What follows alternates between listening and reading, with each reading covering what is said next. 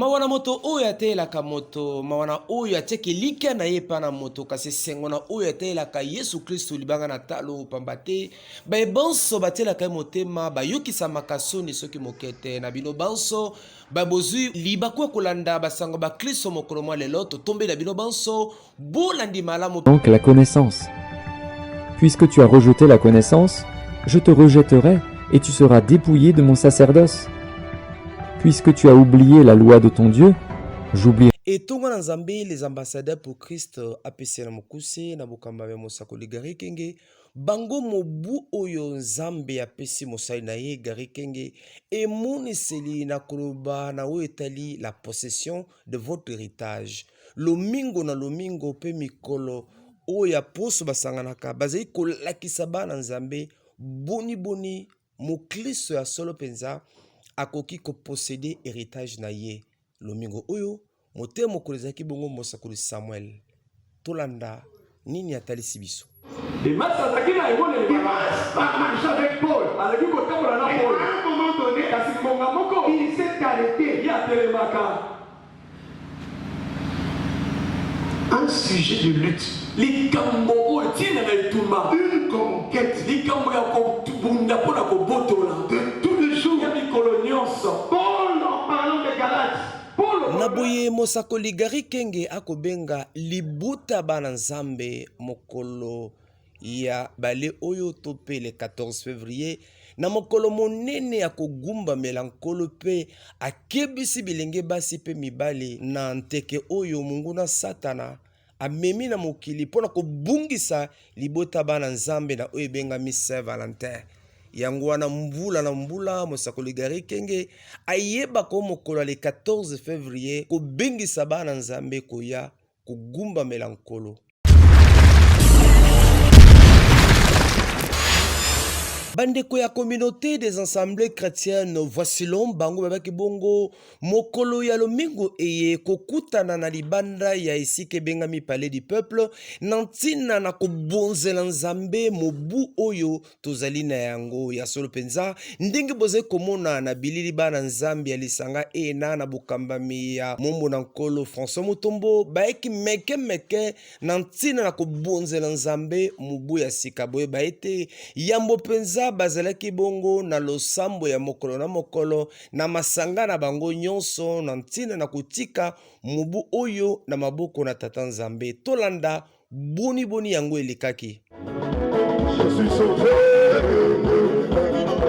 Jésus m'a libéré de la prison des idées. Je suis sauvé,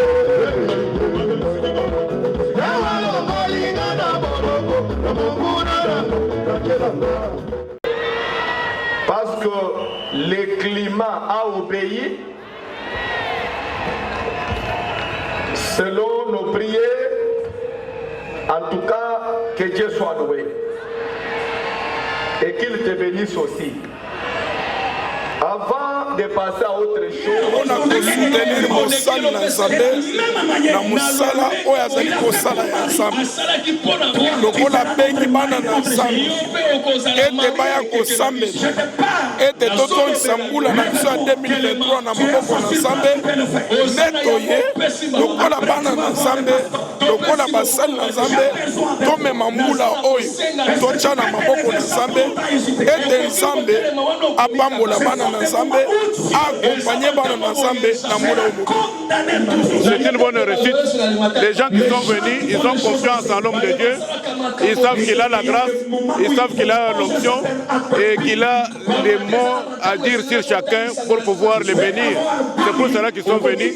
Ceux qui sont encore en route, nous leur demandons d'arriver parce que bientôt là, il va prendre la parole pour pouvoir parler de la part de Dieu et bénir le peuple de Dieu. Merci pour leur soutien parce que notre manifestation, notre service de la dédicace, vraiment aujourd'hui c'est le dernier jour de la célébration.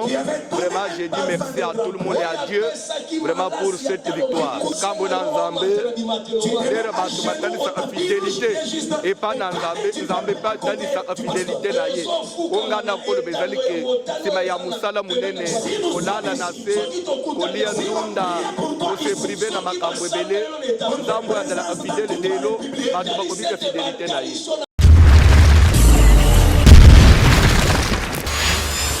Bandeko Ecclesia Bolamuki, Église de Réveil du Congo, RSC Namokuse, Nabokambami ya Episcopo Mokondi Israël Dodo Kamba, Bango Babaki Bongo Kosepela, Mibu Tukumi Bale Uto Bozalisi, Yalisanga Lia Bango, Basana Nzamba RSC Bipana Bipai, Bazaiki nesika na nantena kupombu na nzambe na maimonso asaleli bango na nzela na disanga lia bango ya solo penza manso malikaki malamu mingi penza boyebete mayangani yango esamaki bongo na isike bengami Romeo Golf kuna na commune ya Gombe tolanda boni notre évêque général.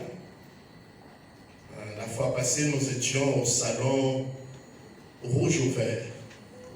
Salon rouge du ministère des Affaires étrangères.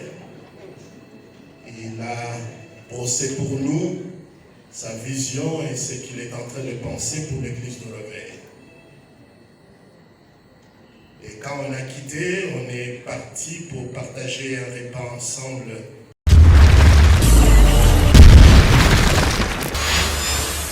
Bandeko ya fondation avec Pascal Mukuna babaki bongo kutana poso eleki na tina na oyo itala bongo kotombela na maloba kitoko maloba elengi maloba ya mapamboli na mvula ya sika to pe tobengi na français échange de vœux et samaki liboso ya yeme avec Pascal Mukuna ya solo penza ilikaki malamu mingi penza pambate bandeko ya fondation avec Pascal Mukuna bazesi na posa moko ya kosunga bandeko ya biso bazomi na pasi pe mikakatano ndenge na ndenge na losambo na mate ya pe na biloko mpo ete bazala na boye elongo bani komo na nga Thérèse Yaku azali présidente ya fondation évêque Pascal Mukuna lelo tozalaki na échange de vœux na autorité morale na biso évêque Pascal Mukuna pour l'année 2023 dans tokutana te yango to bongisaki lelo to ça l'échange de vœux na autorité morale na biso des raisons to za awa fondation ezo porter kombo ya évêque Mukuna parce que évêque Pascal Mukuna ye mokonde andimaki kopesa biso kombo na ye biso to travailler nango to kopesa numéro à téléphone akobenga muto akocontacter ya kozala mieux placé ya kopesa ye formation information concernant fondation évêque Pascal Mukuna. Numéro à téléphone déjà 09 90 33 97 48. Fondation évêque Pascal Mukuna ezali focalisé na ba œuvre sociale. Donc bit na biso ezaka ba œuvre sociale ko soutenir ba faible quoi. Muto azana motema malamu ya ko sunga vision oyo akopusana akota porte za ko foma. Merci.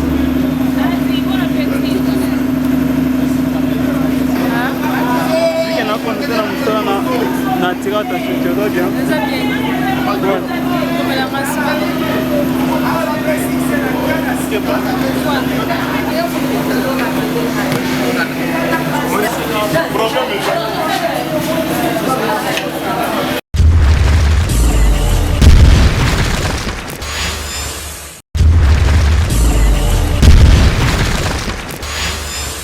Soboyebi malembe toze kokende bongo na ngonga maponami pona to pona bayeba kokamba ekolo na mikolo za eko ya sima libota ya bana nzambe yeba ete makomelo bete tango bayenge bene bazabe kokamba ekolo ezalaka na kimia ngonga maponami yango wana epusani pembeni mwana na nzambe bivota vota te bipona pona te bavotaka pona polo te bavotaka pona kanyaka te bavotaka pona loso to madesu te tika ete mbala oyo nkolo asunga libota bana nzambe tozwa conscience tozwa mayele kopona bipona pona te ndeko na ngai toyebi ete nzala ezali pasi ezali koteka kibomoto na yo te koteka kibonzambe te pona polo pona loso pona madesu to pona 3000 francs to pe 5000 francs o bako pesa yo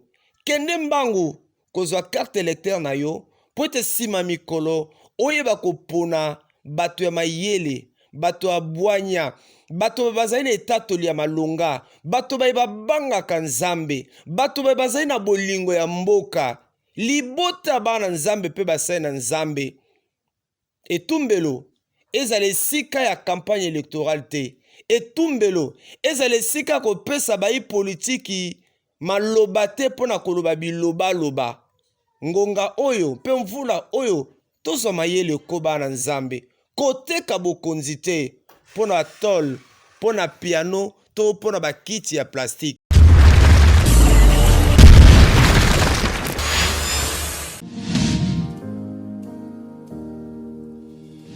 Shalom, c'est votre serviteur, le prophète Josué Bangui. L'église Mifos organise pour vous, dans les buts de transformer le peuple de Dieu à travers la parole de Dieu, un grand séminaire de changement si naturel, avec comme thème le principe biblique pour la prospérité divine. Notre invité d'honneur, c'est le pasteur Isidore Tchoum. Le séminaire aura lieu ce vendredi le 17 février au dimanche le 19 février, à partir de 16h30 à 19h30. Ici l'avenue Kinshasa, numéro 19, de la commune de Mongafula, référence Arrêt Liolo. Frères et sœurs, le Seigneur veut nous voir à bonne santé et de prospérer à tous égards. Venez rencontrer la parole de Dieu pour le changement de votre vie et pour l'impact de votre futur. Amenez les malades et ceux qui ont des problèmes spirituels et professionnels. Car Jésus-Christ est le même hier, aujourd'hui et éternellement. Que Yahweh vous bénisse.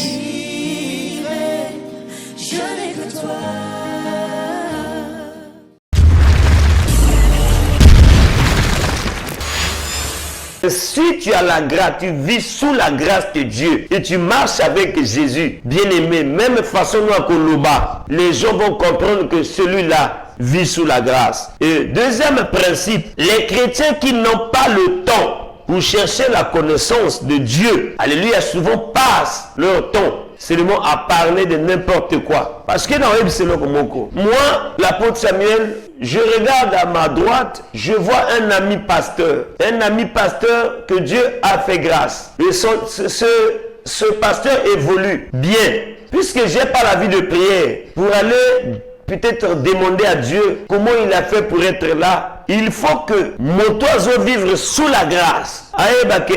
Je vois mon frère là en train d'évoluer. Il me semble qu'il est comme moi. Mais quelqu'un qui ne vit pas sous la grâce. Troisième point bien aimé, pour vivre une expérience avec la grâce de Dieu, vous devez marcher dans la pureté et dans l'entière sanctification. Et là, pour vivre puissance, parce que c'est possible de maximiser cette grâce. Tu peux commencer, bien aimé, au cours de 10. Puisque tu marches bien avec Dieu, Dieu peut ajouter jusqu'à 15. Tu continues de marcher avec Dieu. Au comité, 20. Tu peux atteindre même le plafond. Les gens peuvent poser des questions. Il n'y a que lui qui est serviteur ou quoi? Pourquoi Dieu le bénit comme ça? Parce que il dit qu'on manipule le Seigneur. Et ça son idée de dire que j'ai trouvé grâce. Moi, je peux dire que moi, l'apôtre Samuel, j'ai trouvé grâce. Je marche avec le Seigneur par la grâce. Et ce que je fais aujourd'hui, c'est par la grâce. Et le jour où Dieu va retirer cette grâce, n'a qu'au vivre sous, on a au vivre. Je sais que je suis un fils de Dieu et je suis sous la grâce de Jésus-Christ. Tout ce que je vis comme bénédiction, assistance, tout, et c'est la grâce de Dieu. Il faut bien aimer espérer, témoigner.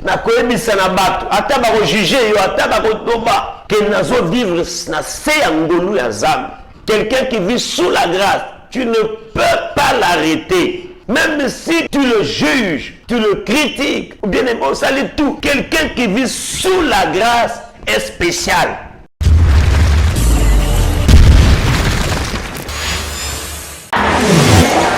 Grande veillée de prière, c'est vendredi 24 février à partir de 20h sur l'avenue Kandakanda numéro 10 dans la commune de Kassavubu.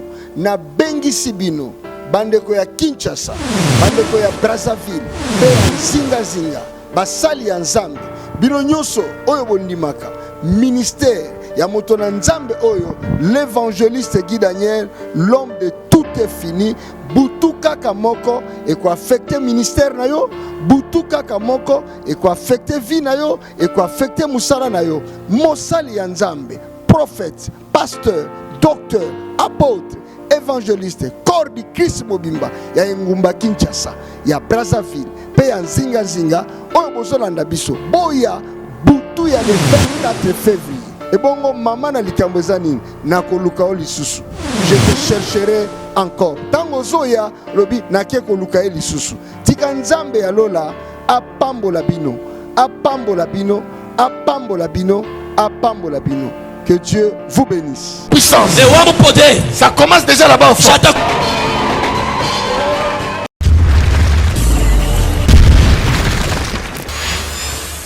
Kala toyebaki poison ezalaki na mokili mingi na ngambo ya bayi politiki. Kasi ya mawa pe pasi poison elongwe na mokili. Poison eyeki non etonga na Nzambe. Bana na Nzambe, basai na Nzambe bele mokolo na mokolo. Bazali kokufa na poison atako bato bazali koloba te. Tokomi wapi pe tozali kokende wapi libota bana Nzambe. Yesu atikela biso bolingo. Aloba linga moninga wa yo lokolo milingaka yo moko. Yesu atikela biso poison te. Ya solo toebete lokola bato. Makambo koki kozala. Boni ko bomande kona yo na poison. Tala lelo ni tonga na Nzambe. Koli esika moko. Komela esika moko. Ekomi pasi. Tokomi ko vivre na keba. Oh libota na nkolo. Bino ba ebomemi poison kati netonga na Nzambe. Boeba ete Nzambe na lola zai komona nyonso pe bi nyonso. Akotika bino te. Tika ko bomande kono na poison. Yo mosai na Nzambe andenge nini. Babengi o pasteur. Kasi tala. Mosana oko bombaka baninga na poison. Atako mokile moni yo te. Yebete Nzambe na lola moni yo. Bandeko. Tozongela bolingwa yambo o tozalaka na ngo tango toyaka na Yesu Kristo. To bondele bino bandeko. To bimisa ezaleli ya empoisonnement kati netonga na Nzambe. Simingi ndeko Olivier Mukendi ndenge opesenga micro comme nanga ndeko Max Mbenga nazali opérateur pédagogique, opérateur culturel pe social. Okutanga nazana kati ya auditoire na Institut National du Travail Social INTS na mokuse pa wapi abazai ko former ba assistants sociaux. Otuninga motuna na Italie les orphelins, kabelo orphelins ndenge tozomona lelo ba panzani Kinshasa mobimba na ba rond-point na ba wenze basusu bakomi kolanda biso même tina bandako na ba balabala pona kosenga ezosala pasi ezosala pe mawa mingi. Ngalokola professionnel ya social na yiko sala ndenge bandiko bazo sala wana te. Omoni mwana oto bengi orphelin biso to benga kae c'est un enfant en situation difficile. Azana droit à dignité, azana droit à honneur, azali mwana lokola bana nyonso. Kasi le zali mawaite batebele ba commission lokola cop, ba commission lokola shida otambolaka pona konoko senga ba musu baza même ataba orphelinat ngo ezate. Kokena kosengela ka bango ate quelques minutes na biso akomola kisa ba photo awa jumu tokingana akotala biso boye ezo sala penda soni ezo sala pasi mingi na motema to sengi na bandeko wana batika ezaleli wana. Dieu est le père des orphelins. Sumusa bozo sala et ezapema ke Nzambe mutabenga bino Nzambe wana koyeba au pouvoir komimonisa pona ba besoin bana wana pour le lenge mingi ezo salima boye. Comme le la COP, comme le la Shida, ils ont fait ça, image penza bien te. Bamsous même au monde bazibana, bazali ko exposer bango na ba milieu public, to sengi na bango batika. Il est temps aussi pour l'État congolais, dans le ministère des Affaires sociales, il y a quoi interpeller bandeko bazo sala bongo. Na silisine de Olivier, nina lobela la protection des personnes de troisième âge. Obi na zumwa ngolwa ko tambola denyama na zaiki na moka homme des vieillards na oka pasi na oka mawa kotala lolinge bakoko na biso bazali ko vivre bakoko beli lelo basundola bango bana babengana bango babengi bango bandoki e bakoko na biso baza victime mingi il y a Bouzoba, il faut que je le dise ainsi. Est-ce que Kozana Souki a pembe? Ezaka Moutana Zandoki. Et Sengé to Benganae. Donc, Eza Mala Mingite, to Linga Bakoko, to Salisa Bango. Et au Kozala Pena Kindoki, mais Kindoki Eza maladie. Le la maladie nyonso, Nzamba Zali Kolo. Ya Kindoki. Na Kenana, on va vieillir, Moko Namona, mais Bakoko, Basukola Bango Libanda. Na lisolo tenga moko na moni ba sukola ba koko libanda okoti na ba om na bango me solo mbindo luchunkele eza malamu te na silisi pona koloba bano to bengi enfant dit sorcier comme assistant social tozo kuta na bakawana mingi za na basala nzambe basusu ko ba bengani bana o mwana wana zandoki bana mususu tatra mama bakabwani mama oya yeto papa bali mwasi wana ezosimba te bani beli bazali kwa kize bango ya kozala ba sorcier bobi te même ibeko na biso ya mboka na loi portant protection ya bana wana ezosala malamu mingi te soki mwana wana meto pasteur lobiki azala kindoki beko bondela pona ye nzamba saka nzamba zobikisa watu na sida nzamba za incapable ya kobikisa mwana na obo bozali ko akize na sorcellerie ngana zwa ngulu ya kovanda na bana o mokili bingi ces enfants là qu'on acquise de la sorcellerie na vanda na bango na lia na bango et puis rien n'a changé dans ma vie. To c'est une église dans kolo to telema to linga bana na biso to bondela pona bana na biso to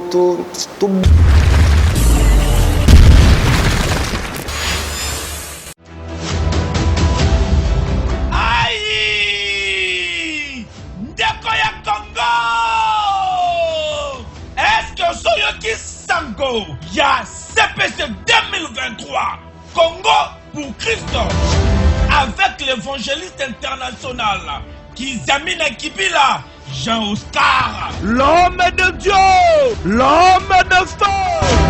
Yoka CPC 2023 grande campagne d'évangélisation et de guérison miracle. Kanga date malamu du vendredi 18 au dimanche 20 août 2023 à partir à 12h Ngenga dans le stade de martyr. Et c'est le seul rendez-vous. Il y a prière pour la mboka, et prière pour la famille. Blocage, stérilité, paralysie, malade et oumeli. L'évangéliste international Kizamina Kibila, Jean-Oscar Alobi, si ton Dieu est mort, et c'est le mien pendant 3 jours à CPC 2023 dans le stade des martyrs.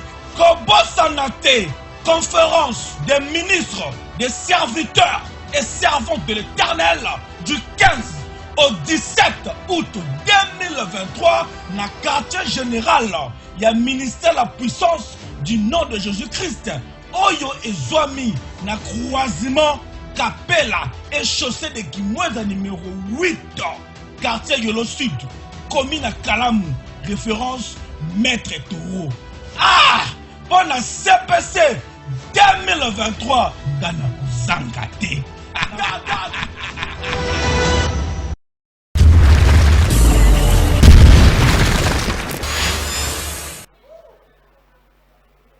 Tolingi parlement ya touro. Nous voulons que le parlement de cette fois-ci, bana na biso a batonda kuna, que nos enfants ici remplissent là-bas. Toza le pena liloba ya kwa bisabanke lo wana te. Connaît aussi le mot à dire que non, ne votez pas cette loi-là. Yo somoni loi ezo pesa mutumoko $600,000. Toi, tu as déjà vu une loi qui donne à un seul individu plus de $600,000 dans un pays comme le nôtre ici. J'ai suivi, on a baissé ça, c'est à 12 000. À 12 000? Plus ou moins 12 000. Ah. Même président des États-Unis. Même le président des États-Unis. Parce que c'est 15 000 par mois. On lui paye $15,000 américains par mois. Mboko ya passion. Mais un pays de écoutez le niveau du raisonnement de ces gens-là. Vous êtes mature. Soyez mature. Mangembo a kusala la liste. Mangembo va établir sa liste. Armée de l'Éternel a sa liste. L'église armée de l'Éternel va établir sa liste. Ministère amène à sa liste. L'église ministère amène va établir la liste. Betel a cette liste. Betel va établir la liste. Tozoluka tozotamize tobandi ko présenter binobat. Nous allons faire ça, nous allons commencer à vous présenter les candidats. Bolobelanga amen. Amen mon père. Ozama yele. Tu es intelligent. Tozo commissaire député. Nous allons faire de toi député. Tokope so voix na biso. Nous allons te donner notre voix.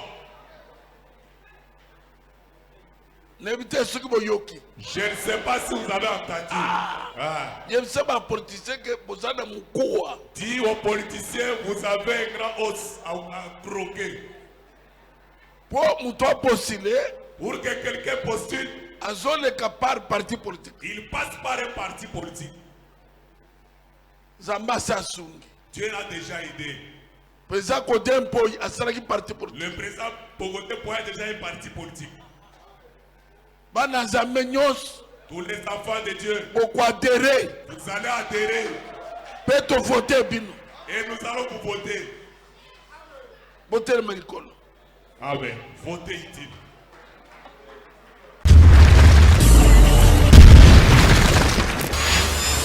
Direction commune ya Selemba na quartier Eradi na orphelinat partage ton pain o ekumbamaka epai ya papa Max Mbenga. Équipe ya Kelboul basali visite guidée esika bana balalaka sima bapesi bango bilamba ya sika basapatu pe biloko mususu bana basepeli pe bakomunike. Toza bana na ye asunga biso vraiment tikete nzambe na lola pambola ye abakisele bele vraiment atika ete na musala zo sala nzambe akomisa ye bisika nyonso alinga kokoma nzambe vraiment abakisela bango vraiment oyo ezangaki na ndenge asali geste ya boye lobi pe tokofete na ngo. Max Mbenga responsable ya orphelinat partage ton pain ye pe asali message. David Sala ozali ministre te ozali député te ozali journaliste. Et tozane sengo na kombo bana nyonso tu ya orphelinat partage ton pain avec celui qui a faim o tozana ngolu ya kokamba kopesa yo merci ndengo sungi bana opesa ngo na motemba na mobimba eza bilamba solo. En tout cas na bonne année 2023 oyo bana ya orphelinat balati kitoko grâce ya partenaire ya Kelboul o ezalaka na Turquie monsieur David Talamaku oyo alekeli na nzela ya Kelboul mag na deje na yango David Ntsala basepelisi bana yango ba orphelin nyonso balobi un grand merci. Papa David Talamaku nzambe ya pambola po na geste kitoko sali ya kolatisa ba orphelin na bonne année oyo boende zalaka eki.